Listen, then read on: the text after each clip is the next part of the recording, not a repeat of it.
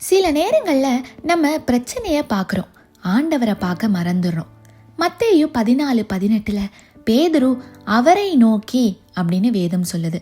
பேதுரு ஏசப்பாவை நோக்கி நடந்து வரும்போது கடல் மீது அழகா நடந்து வந்தான். ஆனா எப்போ அவன் கண்கள் புயலை பார்த்துச்சோ அவன் மூழ்க ஆரம்பித்தான். தாவீதின் கண்கள் கோலியாத்தை பார்க்கல, ஆண்டவரை பார்த்துச்சு. மோசேயின் கண்கள் பார்வோன் சேனையை பார்க்கல, ஆண்டவரை பார்த்துச்சு. தானியேலின் கண்கள் சிங்கத்தை பார்க்கல, ஆண்டவரை பார்த்துச்சு. இன்னைக்கு நம்ம எல்லாருக்குமே ஏதோ ஒரு தேவை, ஏதோ ஒரு கவலை இருக்கு. வியாதி, பண தேவை, திருமண காரியம், குழந்தை பாக்கியம், வேலை வாய்ப்பு அப்படின்னு எவ்வளவோ இருக்கு. உங்க கண்களை பிரச்சனையின் மீது வைக்காதீங்க. வச்சிங்கன்னா அது உங்களுக்கு தேவையில்லாத பயம், கலக்கம்னு எல்லாத்தையும் கொண்டு வந்து உங்களை மூழ்கடிக்க முயற்சிக்கும். இப்பவே உங்க கண்களை தேவனுக்கு நேரா திருப்புங்க. ஏசப்பா மேல உங்க கண்களை பதிச்சிருங்க. வேற எங்கேயும் பார்க்காதீங்க.